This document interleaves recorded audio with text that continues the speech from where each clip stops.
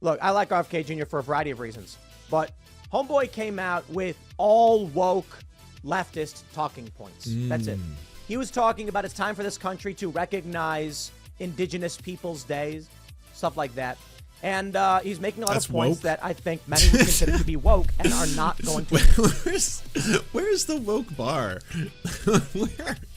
Where does the woke bar start? And then everything go from on up there. Like, what does it take? I think Kennedy knows he will spike the Democrats and help Donald Trump. And this is it. It's revenge. Yes. Hell yeah. Get him. Get him.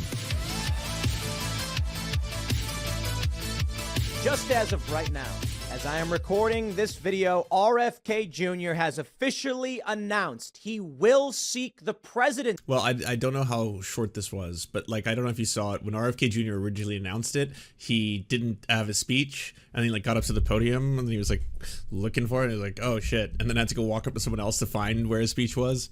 See, as an independent. Now, the questions here are, will RFK Jr. pull votes from Trump or from Joe Biden? There's a strong argument it could be either. Some suggest that with two anti-establishment forces on the ballot, you will see the anti-establishment forces lose. They will take from each other. But my friends, please listen to RFK Jr.'s speech to know he ain't taking a single vote from Donald Trump. Dude, Okay. look, I like RFK Jr. for a variety of reasons, but homeboy came out with all woke leftist talking points. That's it. It was DEI. Okay. And I'm not. See, so this is awesome. Because, like, here's the thing. The people who are actually woke, the ones who understand, like, the world and have empathy in their hearts and you know, don't want to see the suffering of other people, that kind of stuff, they saw through RFK Jr. a long-ass time ago, especially, like, that he had that weird book that has a lot of weird things. He doesn't believe that HIV causes AIDS. Also, a lot of weird anti-Semitism, you know, very, very untasteful comparisons to the Holocaust, you know, vaccine mandates, stuff like that. So everyone was like, oh, yeah, this dude sucks. So I'm not too worried about that one. You know, people who may potentially be voting for Joe Biden in the presidential election and then looking up and being like, but RFK Jr. did say that COVID was bioengineered in a lab to spare Ashkenazi Jews. So there's that. But then there's the whole potential Trump presidency. But there is RFK Jr. I'm not trying to rag on the guy. He was talking about it's time for this country to recognize Indigenous Peoples Days, stuff like that. And he's making a lot of points that I think many would consider to be woke and are not going to. Where's the woke bar? Where does the woke bar start? And then everything go from on up there. Like, what does it take? Isn't Indigenous Peoples Day pretty well understood at this point in America? Like, isn't it, like, even Crowder makes videos about how much he hates it and how it should still be Columbus Day, you know? Like, come on. Fly among Trump supporters, which means when you look at the polls, what do you see? RFK Jr. in a Democratic primary polls against Joe Biden around, well, depending on who it's a wide range. Some say 7, some say 17. But most of the polls, and we had a People's Pundit 17? 17? Is that another fucking 58 state landslide? 17% going federally to RFK Jr.? I'm going to predict no. I'm going to predict a strong no on that one. Last week, the week before. Polls show probably around 14% is probably a safe number. What? This means Donald Trump could win Maine. Yeah, that's right. Wait, what? I mean, by the way, my friends, this all bodes very well. So yes, keep going. What else you got? Joe Biden runs. RFK runs as an independent. Okay. He's got a massive following. Donald Trump. And that's true. And the wokes will follow him when he's like, Indigenous people exist. And they're like, whoa, wokery, that's our thing. We love woke shit. Okay, that guy. Runs, and then you will see a three-way race. I think this could result in a Trump major Trump victory in places where he should. Wow. I mean, hey, great news, everybody. Great news, because the exact opposite of whatever he's saying is most likely to be the outcome. So, you know, when he's saying things like 58 state landslide, don't wanna misquote Tim Pool here. That's probably a good omen. Not even win. Like Maine. Sun Sentinel reports. Actually, he's currently speaking live right now, and I started recording immediately the moment he announced that he would be. There will be no other way to watch this. I had to record live for you right here. They knew that if their revolution failed, every last one of them would be hanged. They chose to place everything on the line. When John Adams put his pen down after adding his signature to the Declaration, yes, he turned to those hyper woke shit, and he said to them, "Sink or swim, live or die, survive or perish. From this day on, I am with my country. I'm going to make..." Classic woke shit. Classic. "I'm going to make that same pledge to you today. Nationalism based on the founding fathers' principles. Oh shit, that's woke. So that I can stand before you, as every leader should stand before you, free of partisan allegiance, free from the backroom deals, servant only to my conscience, to my Creator, and to you." All Democrat voters right there, you can see. Look, I'm just going to say it. He came out and he said, we're going to have a new declaration of independence against the corporations. And it's like, look, I'm telling you, it is more so Democrat talking points. So let's play this game. Let's say. Yes, that has certainly been the talking point of every other active Democrat right now. We need a new declaration of independence against corporations. Yeah. I mean, those, radical Marxists in power are just going wild, I tell you. That RFK Jr. is polling at around 14% among Democrats. This means that with Democrats being, what are they? Let's just say like 45. Let's say half. Let's just say half of the voter base. If we're typically looking at elections where it's like 50-50, let's say, to be fair, Democrats representing about 14%. I'm sorry, RFK Jr. representing about 14% of Democrats. Okay, RFK Jr. getting support from around 40% of Democrats. You get my point. Let's extrapolate that to the general and say it's not going to be a perfect 1-for-1. The primary voters are more active Democrat voters. Oh, sorry, voters, he was talking about Maine before. 14% in Maine. Let's just cut it in half because now you're up against the rest of the population, and only half or so may be voting in the Democratic primary. So 7% We could be looking at 5 to 6 points being ripped away from Joe Biden. Now let's entertain the possibility he does pull some from Donald Trump. Yep. Yeah, oh no, they're on to us. Definitely terrified of Trump winning now. RFK Jr. is going to spoil everything. The spoiler candidate has been unleashed. Trump ain't going to be losing that much. Okay, like maybe Trump loses a point or two. All that matters is that he's going to take a bigger chunk from. So Trump's going to lose 1 point in the general. I guess that pushes him to 8%. Because RFK is going to be getting 6 to 7% apparently, but that all comes from the Democrats. Yes, all the Democratic voters are going to be like, "Oh, that's our guy." Democrats with Democrat talking points. The dude is running on celebrating Indigenous Peoples Day. It's Columbus Day. They changed it. That's what he's running on. And again, I like you were like, "I got to show you how woke this speech was." It's like Smith was a true brave patriot when he wrote that. It's like, that's why I'm proud to be an American. I was like, what? Sounds like every other Republican right now. I like the guy. He's anti-establishment. I think you're allowed to have these opinions. People are allowed to have a lot of bad opinions, and we'll argue them. I think RFK is a dude who supported freedom when it came to COVID. He supported free speech, but he's a liberal. We got a tweet from Mike Cernovich. Actually, somewhere. Cernovich. From Mike Cernovich. Do I have the Mike Cernovich? Actually, maybe I don't have the tweet from Mike Cernovich pulled up. That's okay. We're all better for it. Okay, never mind. Unfortunately, wait. This one's a freebie. I got it. Never mind. RFK Jr. would lock down the country over climate change. He's a hyperventilating ishlib who pivoted right on some issues as conservative as conservatives media is all. Kind of sounds like someone who's deeply afraid of RFK Jr. taking votes away from the Republicans. That's what that reads like, you know. But yeah, good luck. Good luck convincing people. He can get. He's very jacked and a good example of a healthy man. Seems like there's a really large ecosystem that for a long time has been playing into people's fears of like vaccines, vaccine mandates, COVID, masks. Did you like wearing a mask? No, I hated wearing a mask. Well, okay, yeah.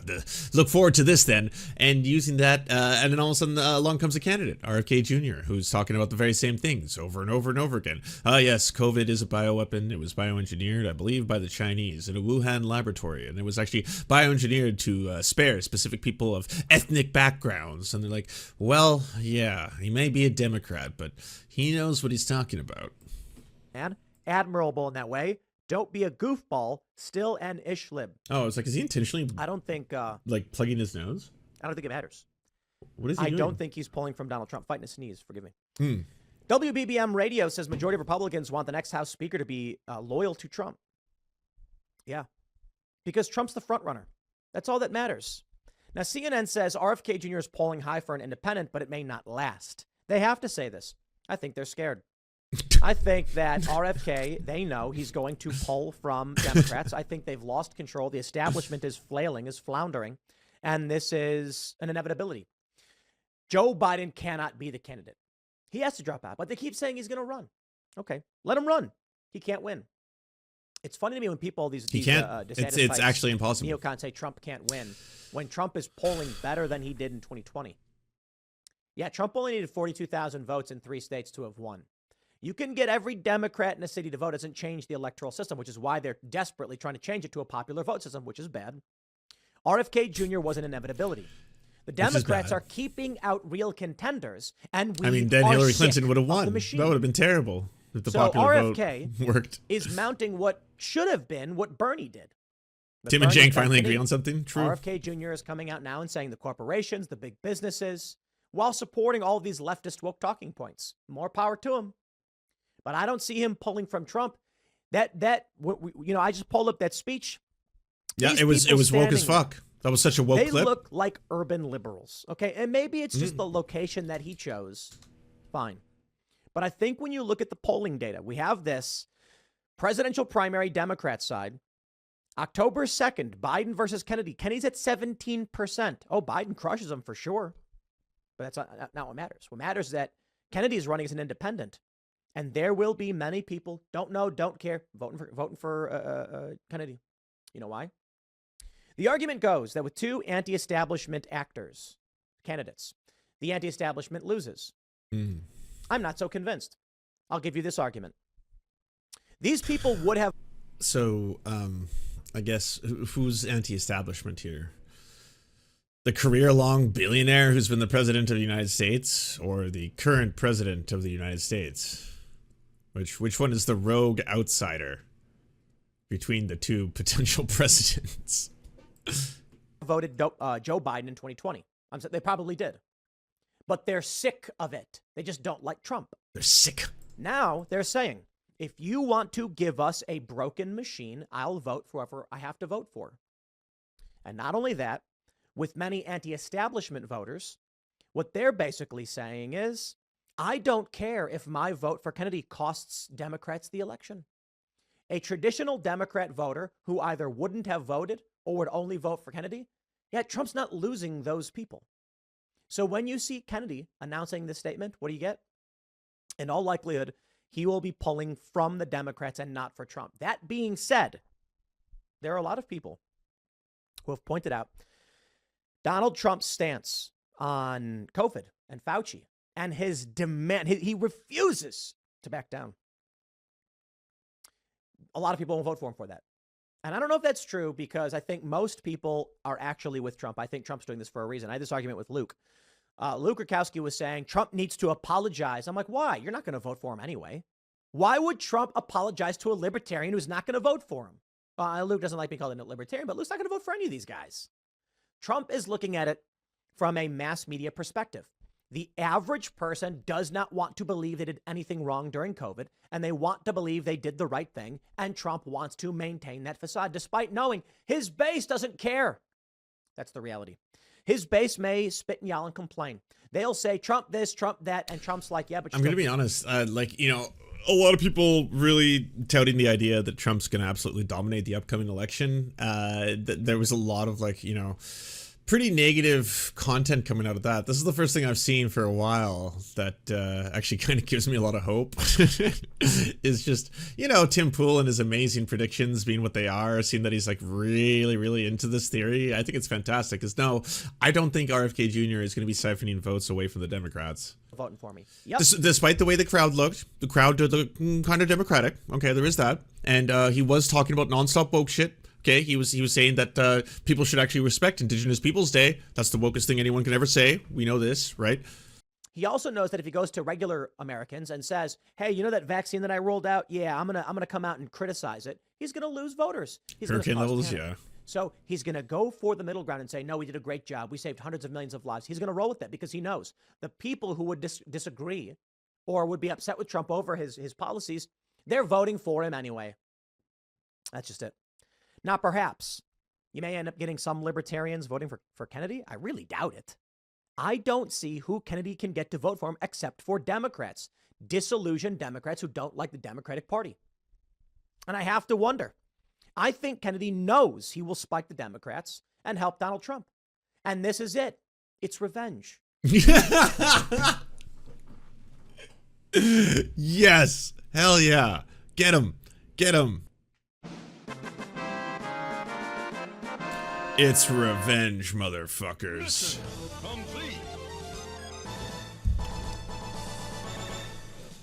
Put Kennedy on the as a Democratic nominee, your chance of winning goes up. But they are such a corrupt and broken machine, they won't do it. Kennedy is still giving a speech, but this is huge news, which could spell the apocalypse for Democrats. Oh, we'll man. See. I'll leave it there. We'll Next see. segment's coming up at 8 We'll p.m. see. over at youtube.com/TimCastIRL. Thanks for hanging out, and I'll see you all then. Ooh, that was educational. Thank you for teaching me a lot about the happenings of the world and the doings as they're transpiring. Because now I'm like, oh yeah, so that all happened, eh? Good stuff. Good stuff. Do you enjoy the Serfs but prefer not to have to use your eyeballs? Many are saying this. Well, we've got the solution for you. It's the Serf Times in podcast form. Available on most major podcasting networks now. If you enjoy it, please consider leaving a good review and feedback because it really helps the show out, apparently, and it's free, just like the podcast. Thank you so much for watching, everybody. This show is produced by amazing people like you, and if you want to help us out, please consider donating over at patreon.com/theserfs.